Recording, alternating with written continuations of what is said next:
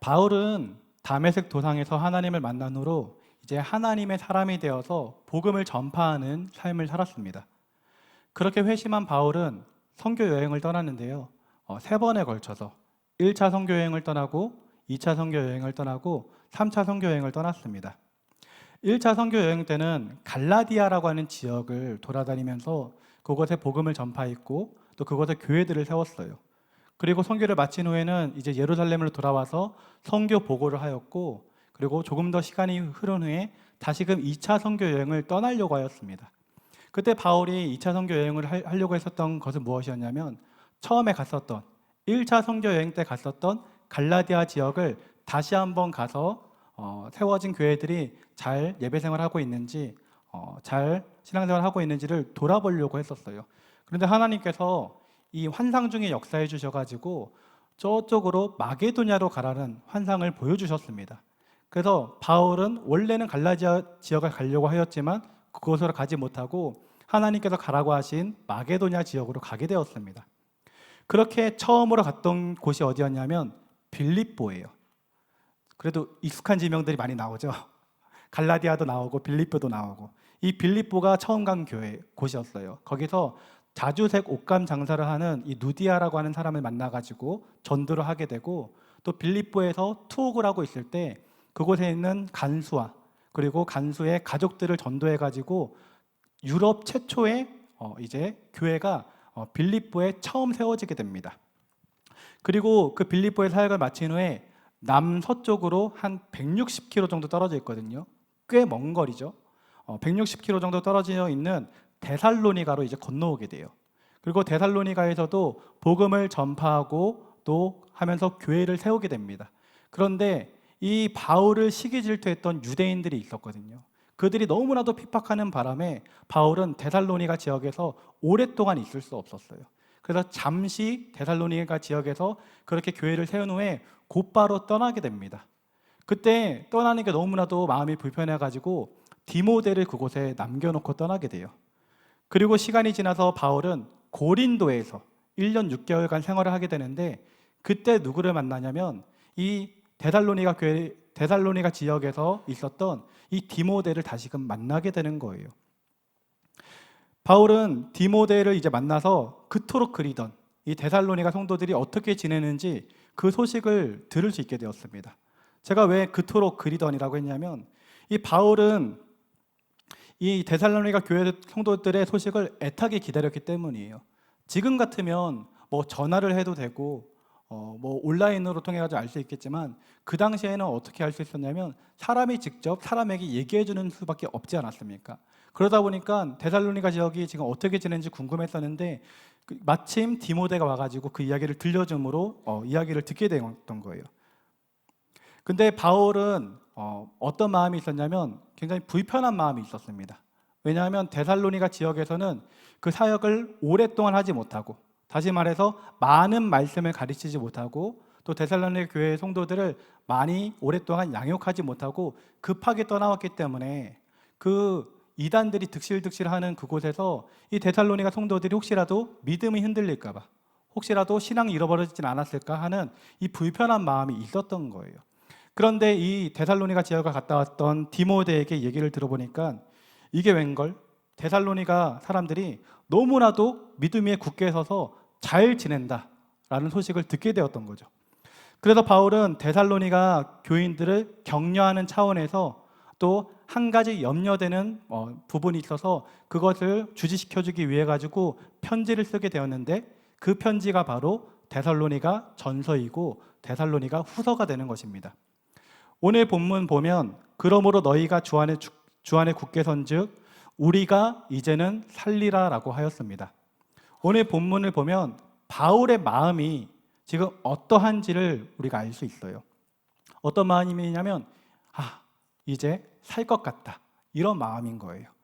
디모데로부터 데살로니가 교회 소식을 듣기 전에 바울의 마음은 근심이 가득하고 걱정이 가득하고 죽을 것만 같았습니다. 데살로니가 교인들이 자기를 핍박했던 유대인들에게 핍박을 당하고 있진 않을까, 이단들이 득실득실 되는데 그들에게 위험을 받진 않았을까, 이런 걱정이 가득했던 거죠. 그런데 디모데 이야기를 들어보니까 잘 지낸다는 이야기를 들었던 거예요. 근데 그 말을 들었을 때 바울의 심정이 무엇이냐면 바로 오늘의 본문처럼 이제는 살 것 같다. 너희가 잘 지낸다는 소식을 들으니까 내가 조금 마음이 놓인다라는 것입니다. 그런데 이 바울의 마음이 어떤 마음이냐면 바로 목자의 마음입니다. 그리고 우리 하나님의 마음이 되는 것이에요. 연약한 양들을 너무나도 사랑하고 애지중지하는 목자의 마음을 우리 본문에서 발견할 수 있는 것이고, 어두운 세상을 살아가고 있는 우리들을 바라보면서 전전긍긍하고 계신 하나님의 마음을 우리가 발견할 수 있는 것입니다. 여러분, 우리가 살아가고 있는 이 세상은 너무나도 악한 세상이 되었습니다. 하나님의 가치관, 성경의 가치관, 기독교의 가치관은 세상 사람들한테 버림받았고, 사단이 심어놓은 그릇된 가치관이 이 세상 가운데 만연하게 되었습니다. 예를 들면 동성애와 같은 일들이 지금 이 세상 가운데 펼쳐지고 있는 것이에요. 그래서 지금 시대를 가리켜서 극단적인 이기주의의 시대, 극단적 개인주의의 시대, 그리고 포스트 모더니즘의 시대, 해체주의의 시대라고도 합니다. 몇 년 전에 떴던 이 뉴스 기사를 보니까 정말로 극단적인 이기주의의 모습을 보여준 기사가 있었습니다. 어떤 기사였냐면 한 번은 택시 기사님이 승객들을 태우고 공항에 가고 있었던 거예요. 그런데 갑자기 심정지가 와가지고 앞에 차를 들이받고 서게 되었습니다. 그러면 그 뒤로 여러분 어떤 일이 벌어져야 될까요? 그 뒤에 타고 있던 승객들은 이 기사님이 괜찮은지 그 건강을 체크하고 또는 119에 전화를 하고 가능하다라면 심폐소생술을 하면서 사람을 살리려고 최선을 다해서 노력해야 되는데 이게 마땅하지 않습니까? 근데 그 승객들이 어떻게 했냐면 지금 비행기가 떠날 시간이 다 되어 간다라면서 트렁크에 있는 골프 가방 또 자기의 짐들을 다 챙겨가지고 그 다음에 오는 택시를 잡고 그냥 가버린 거예요. 그래서 결국에 그 택시 기사님은 숨지게 되었습니다. 이처럼 우리가 살아가고 있는 시대가 이기주의의 시대, 개인주의의 시대인 거예요. 아까 얘기했는데 포스트 모더니즘, 해체주의는 무엇이냐면 모든 것을 다 해체해버리는 것입니다. 그래서 그동안 진리라고 여겼던 것들이 이제는 진리가 아니다라고 말하는 거예요. 남자가 여자랑 결혼해서 가정을 이루는 것이 진리입니다. 하나님이 정해준 법칙이고 이때까지 모든 세대를 거쳐가지고 당연스럽게 이어져 오던 것이었어요. 그런데 지금 시대는 그러지 않아도 된다. 남자가 남자랑 결혼해도 되고 여자가 여자랑 결혼해도 된다. 남자가 여자가 될 수 있고 여자가 남자가 될 수 있다라고 그렇게 말하는 것입니다. 우리가 살아가고 있는 이 세상은 이처럼 죄된 세상이 되었고 죄의 유혹이 너무나도 심한 세대가 되었습니다. 우리가 이렇게 죄된 세상에서 살아가고 있기 때문에, 그리고 우리도 인간으로서 죄의 속성을 가지고 살아가고 있기 때문에 우리가 이 세상을 살아갈 때 온갖 죄의 유혹이 우리 가운데 다가올 수 있습니다. 그래서 우리의 믿음을 흔들고 우리로 하여금 신앙에서 멀어지게 만들려고 하는 그런 악한 도전들이 우리 가운데 많이 다가오는 것이죠. 물질의 유혹이 있을 수 있고요. 성적인 유혹이 있을 수 있고, 나를 드러내려고 하는 교만의 유혹이 있을 수 있고, 때로는 신앙생활 하다가 마음의 상처를 받을 수도 있고, 영적인 침체기를 겪으면서 우울한 나날들도 보낼 수 있는 것입니다. 그런데 이와 같은 죄의 유혹을 뿌리치고 우리가 이 악한 세상에서 믿음을 굳게 지키고 살아간다면 우리를 바라보는 하나님께서 어떤 마음이실까요? 오늘 바울이 데살로니가 교회 소식을 듣고 기뻐하고 안심하면서 이제는 살 것 같다 라고 했던 그 마음을 하나님께서 느끼게 되실 것입니다. 우리 효은 목사님이 6년간 청년부의 사역을 이제 마무리하고 이제 부산으로 가게 되었습니다. 효은 목사님에게 가장 좋은 소식은 여러분 무엇일까요? 바로 여러분이 믿음 안에 굳게 서서 잘 지내고 있다. 우리 청주 순복음교회 청년대학부가 더욱더 부흥하고 은혜가 넘치고 성령의 역사가 나타나고 있다. 우리 새롭게 올라온 20대 청년들이 우리 청년부에 잘 적응하고 믿음 위에 굳건하게 세워지고 있다. 아마도 이런 소식일 것입니다. 여러분, 하나님 사랑하시나요? 그렇다면 우리가 해야 될 일은 무엇이냐? 바로 믿음 안에 굳게 서서 흔들리지 않는 것입니다. 우리가 그렇게 믿음 안에 굳게 서서 흔들리지 않으며 열심히 신앙생활 할 때 하나님께서는 하늘에서 우리를 우러러 보시면서 기뻐하시고 행복해 하실 것입니다. 사랑하는 우리 청년분들이 하나님의 마음을 기쁘시게 해드릴 수 있는 주님의 자녀가 될 수 있기를 주님의 이름으로 축원합니다. 그렇다면 어떻게 하면 우리는 이 악한 세상에서 믿음에 굳게 서서 믿음 생활을 잘 영위해 나갈 수 있을까요? 성경 한 구절 찾아보도록 하겠습니다. 데살로니가 전서 1장 6절부터 7절까지의 말씀입니다. 제가 읽어드리겠습니다. 또 너희는 많은 환난 가운데서 성령의 기쁨으로 말씀을 받아 우리와 주를 본받은 자가 되었으니 그러므로 너희가 마게도냐와 아가야에 있는 모든 믿는 자의 본이 되었느니라. 아멘. 지금 읽은 말씀에 이 너희는 누구냐면 데살로니가 교인들을 말하는 거예요. 즉 데살로니가 교인들이 많은 환난이 있었지만 그럼에도 불구하고 무엇으로 잘 지낼 수 있었냐면 성령의 기쁨과 말씀으로 주를 본받는 자가 되었다라는 것입니다. 그렇게 성령과 말씀으로 주를 본받는 자가 되었더니 그 결과가 어떻게 되었느냐면 마게도냐와 아가야에 있는 모든 믿는 자들의 믿음의 본이 되었다라고 말하고 있는 것이에요. 데살로니가 교인들이 어떻게 믿음에 굳게 서서 믿음 생활을 잘할 수 있었느냐? 지금 읽은 말씀을 통해서 본 해답은 무엇이냐? 바로 성령과 말씀에 있다라는 것입니다. 따라서 첫 번째로 악한 세대를 살아가면서도 흔들리지 않고 믿음 안에 굳게 설 수 있는 방법은 바로 성령의 체험에 있는 것입니다. 성령 체험을 하고 성령으로 충만한 사람은 어떤 환난이 다가온다 할지라도, 어떤 어려움이 다가온다 할지라도, 어떤 유혹이 온다 할지라도 흔들리지 않을 수 있습니다. 바울은 성경에 기록된 많은 인물들 중에 성령을 체험한 대표적인 인물입니다. 바울의 원래 이름이 무엇이죠? 사울입니다. 너무나도 쉽죠? 사울이에요. 바울이 이름이 바뀌기 전인 사울일 때 그는 예수님의 제자들을 핍박하고 잡아다가 옥에 가두는 일을 열심히 행했습니다.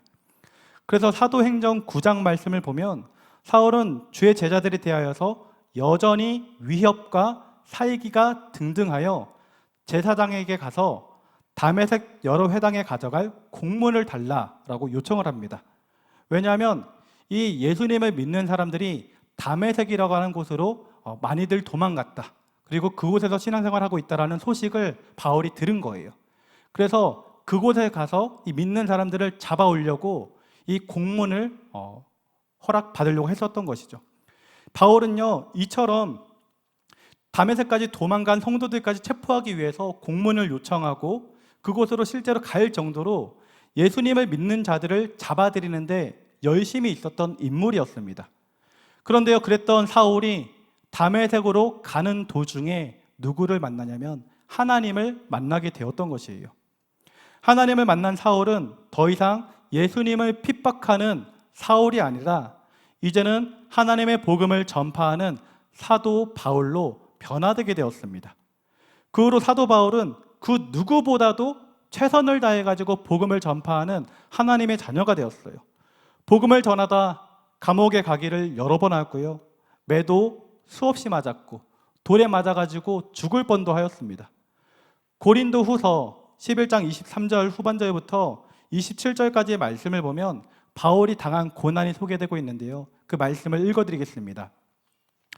그들이 그리스도의 일꾼이냐 정신없는 말을 하거니와 나는 더욱 그러하도다.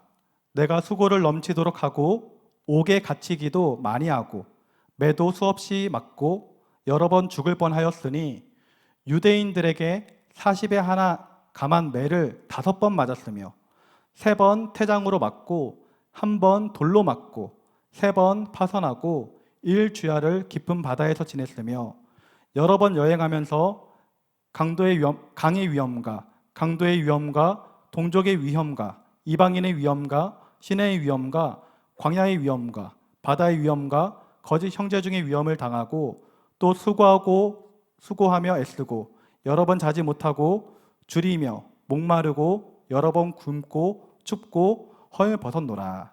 아멘. 여러분, 지금 읽은 말씀처럼 바울은 수많은 고난을 당했습니다. 그런데요, 바울은 결코 주님 곁을 떠나지 않았습니다. 믿음 안에 굳게 서서 끝까지, 죽기까지 복음을 계속해서 전파했었던 것이에요. 그 결과 바울은 너무나도 위대한 업적을 남기게 되었습니다. 이 바울의 3차 선교 여행을 통해 가지고 유럽 땅에 복음이 전파되게 되었고, 그 땅에 수많은 교회들이 세워지게 되었습니다. 그리고 바울이 그 교회들을 위해서 권면하고 위로하고 하면서 썼던 이 편지들은 지금은 성경책이 되어가지고 우리가 바울 서신으로 읽고 있는 것입니다. 바울이 이와 같은 고난을 견딜 수 있었던 것, 끝까지 믿음 안에 굳게 설 수 있었던 것, 그래서 하나님의 영광을 드러낼 수 있었던 것은 바로 성령의 체험에 있었던 것입니다. 성령 체험을 통해서 이 바울이 하나님을 만나서 그의 삶이 변화되니까 그의 인생이 변화되게 되었고, 성령님의 이끌림받아 살아가니 기적과 같은 일들이 그의 삶에 펼쳐지게 되었던 것입니다. 예수님의 제자들도 마찬가지예요. 이 복음서에 나타난 예수님의 제자들은 참으로 부족한 모습을 많이 보여주었습니다. 예수님께서 공생의 사역을 이제 3년을 하셨는데 3년쯤 되어가지고 그동안 말해야 되는데 말하지 못했던 이야기, 언젠간 말해야 되는데 언제 말하지 고민하면서 때를 기다리고 있었던 이야기를 어느 날 드디어 제자들에게 얘기를 합니다. 그 얘기가 무엇이냐면, 내가 이제는 대제사장과 서기관과 장로들에게 잡혀가지고 죽임을 당하게 될 것이다, 고난을 받고 죽게 될 것이다 라는 얘기였어요. 근데 그 이야기를 들었을 때 이 베드로가 나서가지고 이렇게 얘기를 합니다. 예수를 붙들고 항변하였다라고 기록이 되어 있는 거예요. 이 항변하다라는 단어가 무엇이냐면 에피티마오라는 단어인데, 예수님께서 귀신을 꾸짖어가지고 내쫓으실 때 사용하는 단어가 바로 에피티마오였습니다. 근데 이 에피티마오를 베드로가 예수님한테 얘기를 하는 거예요. 예수님, 그런 소리 하지 마세요. 예수님께서 죽는다니요. 왜 그런 소리를 하세요? 이렇게 약간 화를 내듯이, 꾸짖듯이, 혼내듯이 얘기를 했던 거예요. 그래서 저는 이 본문을 처음 봤을 때 이 베드로가 예수님을 너무나도 사랑하기 때문에, 사랑하는 사람이 죽는다를 얘기를 하니까 너무 마음이 아파서 속상해가지고 그렇게 화를 내듯이 얘기했던 걸로 생각했습니다. 그런데요, 그 뒤에 이어지는 내용을 보니까 베드로가 그렇게 말한 이유는 제가 생각했던 그런 이유가 아니었습니다. 왜냐하면 베드로가 예수님한테 그렇게 항변하면서 얘기했을 때 예수님께서 뭐라고 얘기를 했냐면, 사탄아, 내 뒤로 물러가라. 내가 하나님의 일을 생각하지 아니하고 도리어 사람의 일만을 생각하는도다. 여러분, 제가 여러분한테 사탄아, 내 뒤로 물러가라 이렇게 얘기하면 여러분 기분 좋겠습니까? 굉장히 기분 나쁠 거예요. 그런데 예수님께서 왜 이렇게 심한 말을 했을까요? 그것은 베드로의 말과 이 베드로의 생각 속에 인간적인 생각이 가득 차 있었기 때문입니다. 베드로와 제자들은요, 예수님을 어떻게 생각했냐면 정치적 메시아로 생각하고 있었던 거예요. 그래서 예수님께서 이 이스라엘의 정치적 메시아, 이 왕이 되면 이제 우리들이 예수님의 1등 제자, 2등 제자, 예수님의 12제자니까 우리들이 한 자리씩을 차지하게 될 것이다 라는 이 기대가 있었던 것입니다. 그런데 그렇게 우리에게 한 자리씩을 줘야 되는 예수님께서 죽는다라고 하니까, 예수님 죽는다니요, 그런 소리 하지 마십시오라고 말했던 것이죠. 그래서 이것을 모두 알고 계셨던 예수님께서는 사탄아, 내 뒤로 물러가라. 내가 하나님의 일, 바로 예수님께서 십자가에 못 박혀서 죽으심으로 온 인류의 죄를 사하시는 그 일을 생각하지는 못하고 오직 사람의 일, 어떻게 하면 높아지려고 하는지 이 일로 너희가 생각이 가득하도다라고 혼냈던 것입니다. 9장에 한 번 더 순환 예고가 나오거든요. 8장에 처음으로 나오고, 마가복음 8장에 처음으로 나오고, 마가복음 9장에 두 번째로 말씀하시고, 마가복음 10장에 세 번째로 말씀하십니다. 근데 마가복음 9장이 두 번째로 말씀하셨을 때는 그 후에 제자들이 어떤 이야기를 하냐면 누가 크냐의 문제로 서로 싸우고 있어요. 그래서 너가 1등이야, 너가 2등이야, 내가 1등이야, 아니야 내가 1등이야, 네가 2등이야, 이렇게 누가 큰지 막 싸우고 있는 거예요. 왜 제자들이 그렇게 싸우고 있었냐면, 나중에 예수님께서 왕이 되었을 때 한 자리씩을 받아야 되는데 누가 1등 자리에 갈 건지, 2등 자리에 갈 건지, 3등에 갈 건지, 그것으로 이 제자들의 생각이 사로잡혀 있었기 때문입니다. 그래서 그 모습을 보면서 예수님께서는 그들에게 낮아지려고 하는 자가 오히려 높아질 것이고 높아지려고 하는 자가 낮아질 것이다라는 가르침을 주시곤 하였습니다. 이처럼 복음서에 나타난 제자들의 모습은요, 너무나도 연약한 모습을 많이 보여줍니다. 예수님께서 잡혀가실 때에도 다들 도망가는, 그렇게 주님을 사랑하는 것처럼 보였지만 다들 도망가는 연약한 모습을 보여주는 거예요.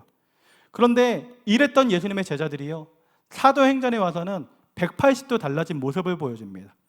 베드로는 안진뱅이를 향하여서 나사렛 예수 이름으로 명하노니 일어나 걸으라 라고 명했더니 그 안진뱅이가 일어나 걷게 되는 역사가 일어나게 되고, 이 베드로가 사람들을 모아놓고 설교를 했더니 그 설교 한 번에 수천 명이 회심해가지고 초대교회가 생겨나는 일도 일어나게 되었습니다.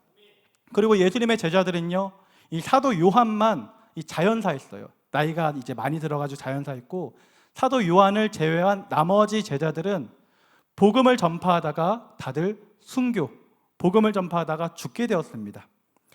왜 이들이 이렇게 변했을까요? 복음서에서는 이 연약한 모습이 가득했는데 이 사도행전 이후에서는 죽기까지 복음을 전파하면서 이렇게 멋진 모습을 보여주었을까요?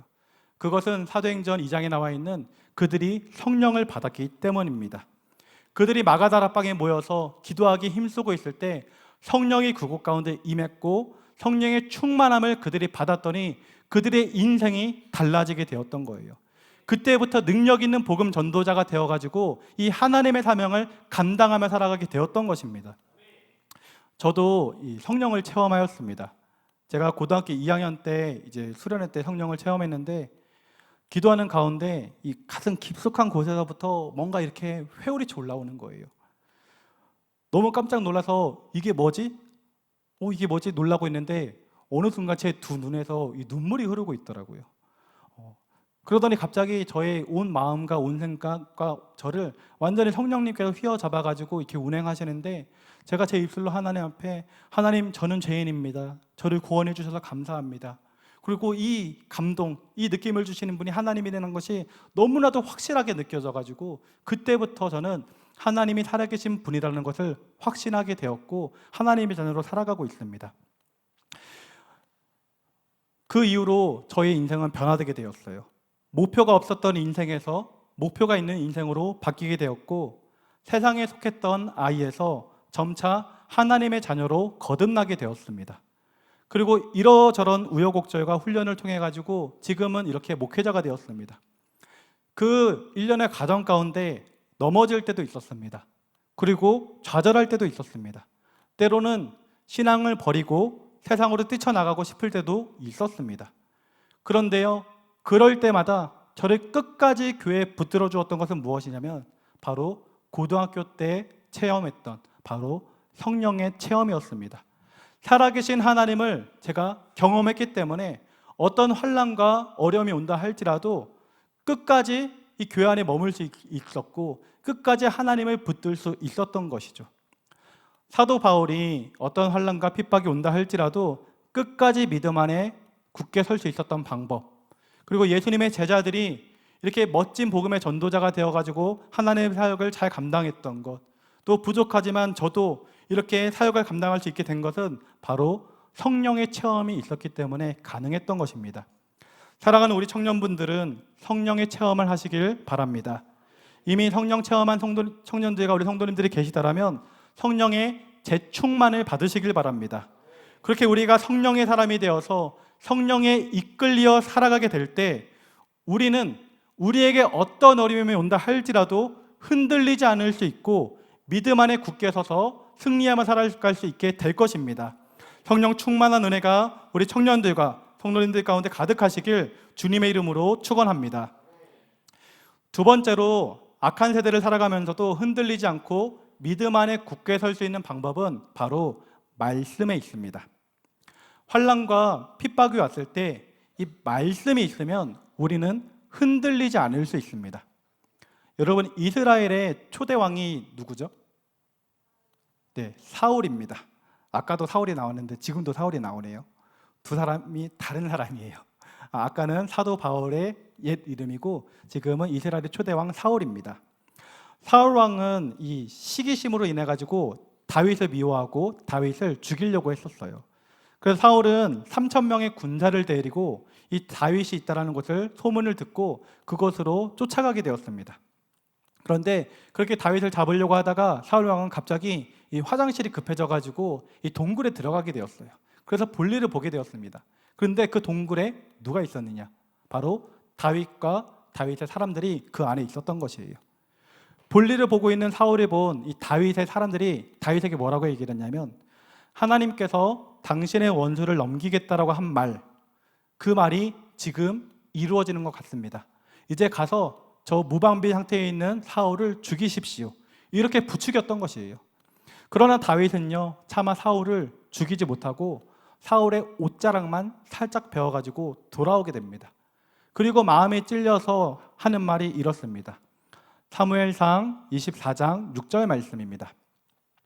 자기 사람들에게 이르되 내가 손을 들어 여호와의 기름 부음을 받은 내 주를 치는 것은 여호와께서 금하시는 것이니 그는 여호와의 기름 부음 받은 자가 됨이니라 하고. 아멘. 하나님께서 기름 부음 받은 자를 치는 것은 하나님께서 금하시는 것이기 때문에 그를 해칠 수 없다. 그러니 너희도 그를 해치지 말거라 라고 말했던 것입니다. 그런데요, 사실 다윗에게는 이 사울을 죽여도 되는, 그리고 사울을 죽여야 하는 여러 가지 정당한 이유들이 참으로 많았습니다. 첫 번째로 사울은 자기를 죽이려고 하는 원수였어요. 그냥 미워하는 게 아니라 자기를 죽이려고 하는 원수였습니다. 그럼 나도 죽이는 것이 당연한 거죠. 두 번째로 주변에 있는 사람들 대부분이 사울 죽이기를 원하고 있었습니다. 이 기회가 하나님께서 주신 기회라며 죽이라고 하였던 것이죠. 그리고 세 번째로 다윗은 이미 몇 년 전에 사무엘 선지자를 통해서 이스라엘의 왕으로 기름을 부음 받은 상태에 있었습니다. 사울이 여전히 이스라엘 왕의 자리를 차지하고 나라를 다스리고 있기는 하지만 하나님께서는 어떻게 보면 이미 사울 왕을 버리셨던 거예요. 이제 다윗이야말로 하나님과 선지자 사무엘이 인정하는 명실상부한 왕이 되었던 것입니다. 다윗이 사울 왕을 죽이는 것은 이제 어떤 의미가 되는 거냐면, 이게 반역이 아니라 오히려 하나님의 뜻을 행하는 것으로도 볼 수 있는 그런 상황 가운데 있었던 것이에요. 또 다윗에게는 이미 민심을 돌릴 만한 이 전국적인 영향력이 다윗에게 있었고, 그는 하나님의 이름을 앞세워서 사울을 죽이고 스스로 왕위에 오를 만한 충분한 명분을 가지고 있었던 것입니다. 그리고 마지막으로 현실적으로 볼 때 이 다윗이 사울을 죽이지 않으면 다윗은 언제 끝날지 모르는 이 도망자 생활을 계속해야 했고, 결국에는 사울에게 자기가 죽임을 당했을지도 모릅니다.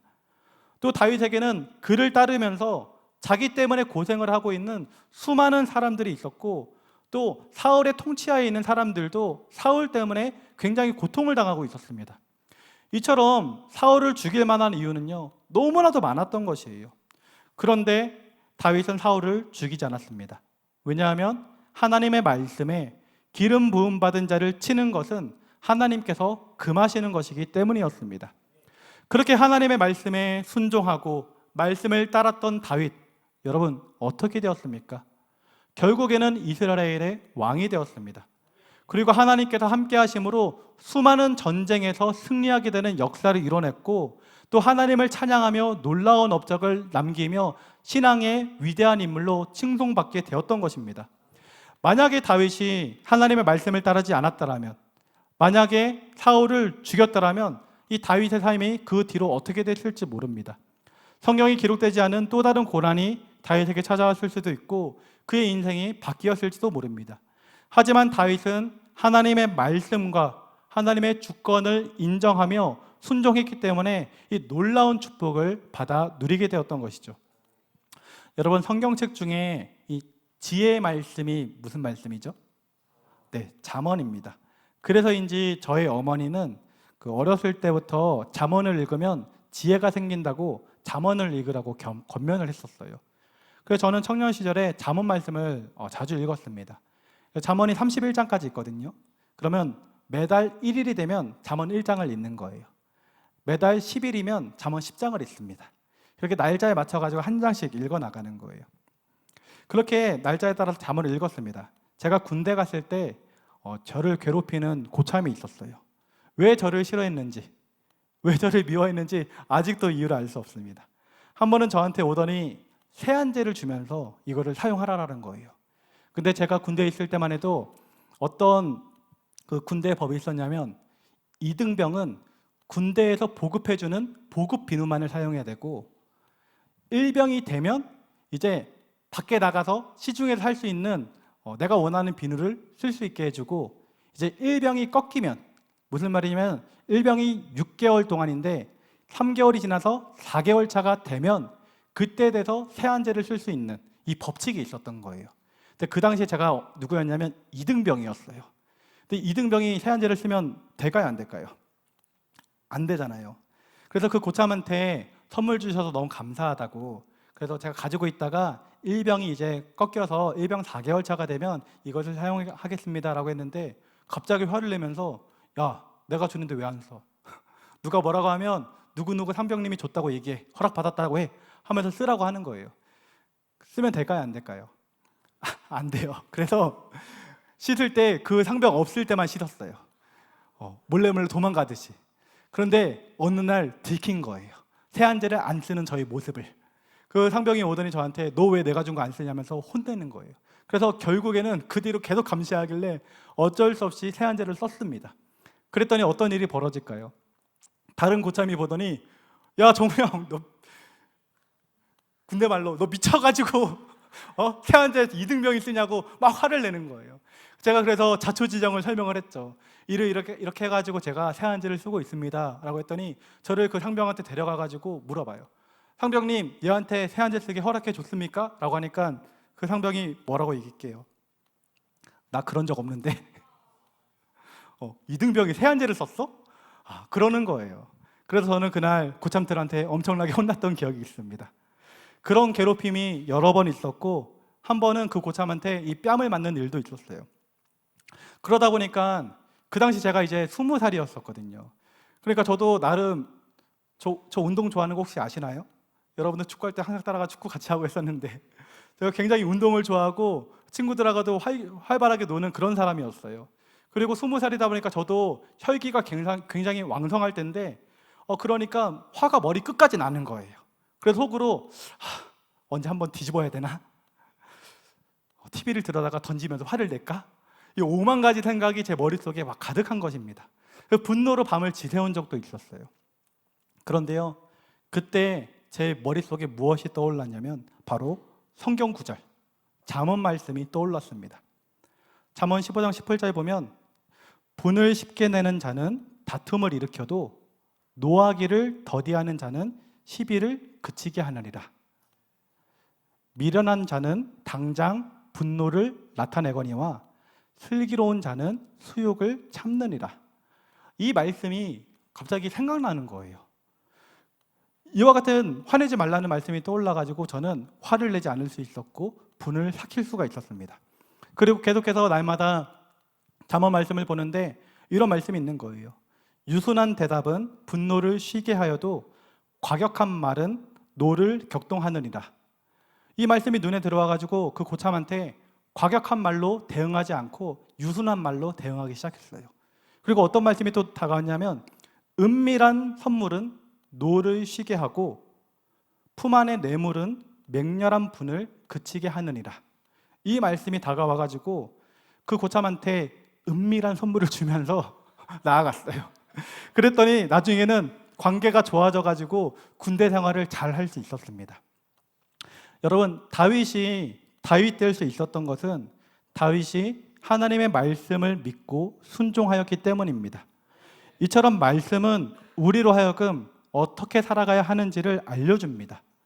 어디로 가야 하는지 알지 못할 때 우리가 가야 할 길이 어딘지를 제시해주고, 우리가 어려운 상황 가운데 처해 있을 때 우리를 위로해 줍니다. 때로 우리가 죄악 가운데 거할 때면 우리를 책망하여 가지고 돌이키게 해주는 것도 바로 하나님의 말씀입니다. 따라서 우리 사랑하는 청년부들과 성도님들은 말씀을 가까이 하시고 말씀을 의지하시기 바랍니다. 주의 말씀은 내 발의 등이요 내 길에 비친 일이다 하였습니다. 여러분이 말씀을 읽고 말씀을 의지하며 살아갈 때 하나님께서 여러분의 삶에 한 걸음 한 걸음을 좋은 길로 인도해 주실 것입니다. 날마다 말씀을 읽으며 말씀과 함께 살아갈 수 있는 주의 백성이 될 수 있기를 예수님의 이름으로 축원합니다. 여러분, 서두에 얘기했던 것처럼 이 세상은 사단, 마귀, 악한 영이 들끓고 있는 세상이에요. 그래서 베드로전서 5장 8절에서는 근신하라 깨어라 너희 대적 마귀가 우는 사자같이 두루다니며 삼킬 자를 찾나니라고 말했습니다. 이처럼 사단, 마귀, 악한 영은 무엇을 하냐면 어떻게 해서든 우리를 넘어뜨리려고 부단히 노력하고 있는 것입니다.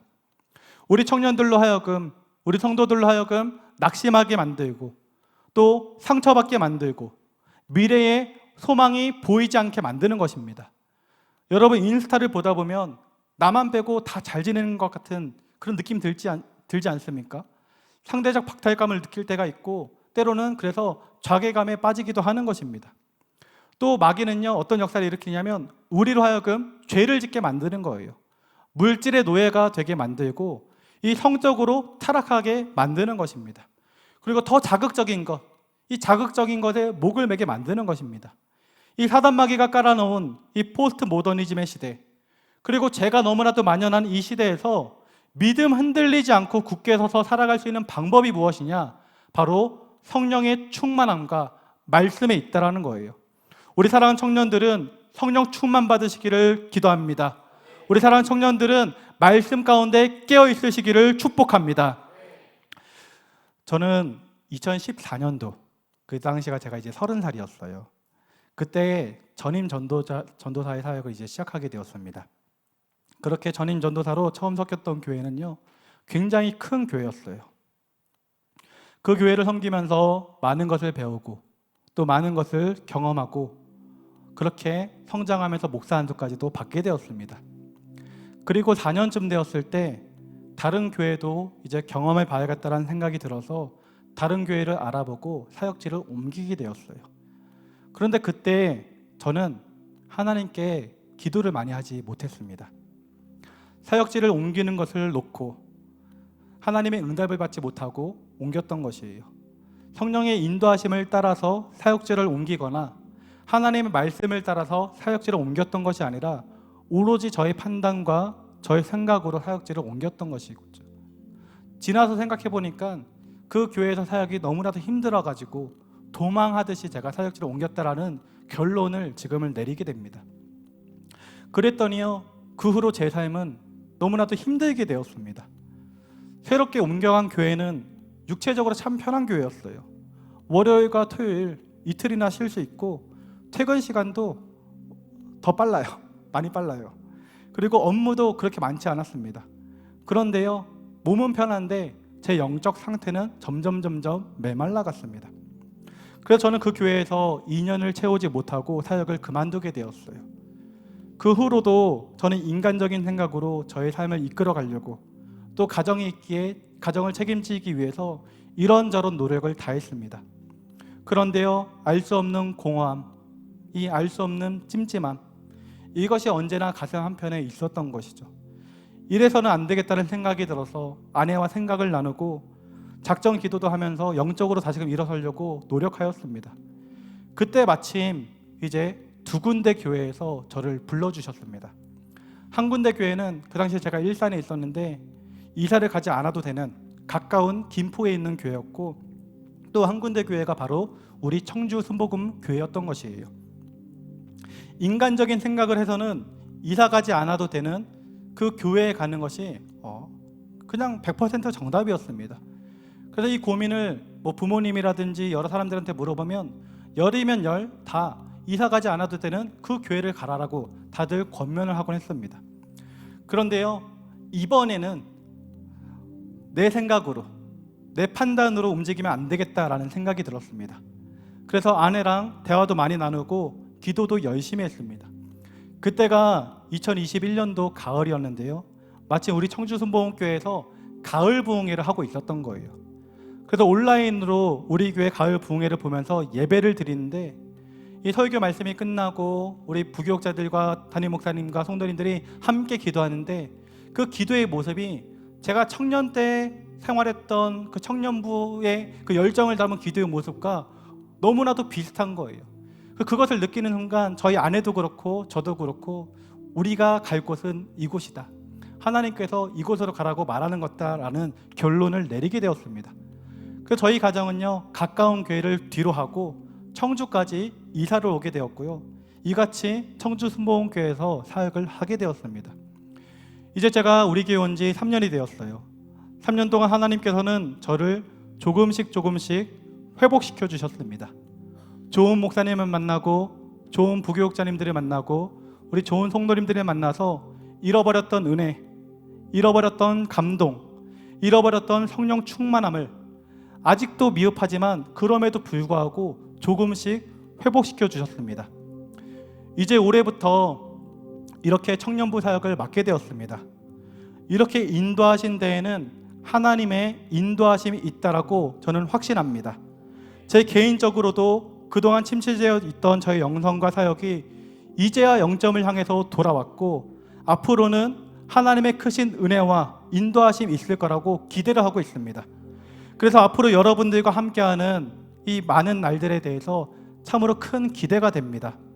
앞으로 우리 청년부들과 함께 예배하고 사역하며 나아갈 때 하나님의 은혜와 축복이 우리 가운데 가득가득 부어지게 될 줄 믿습니다.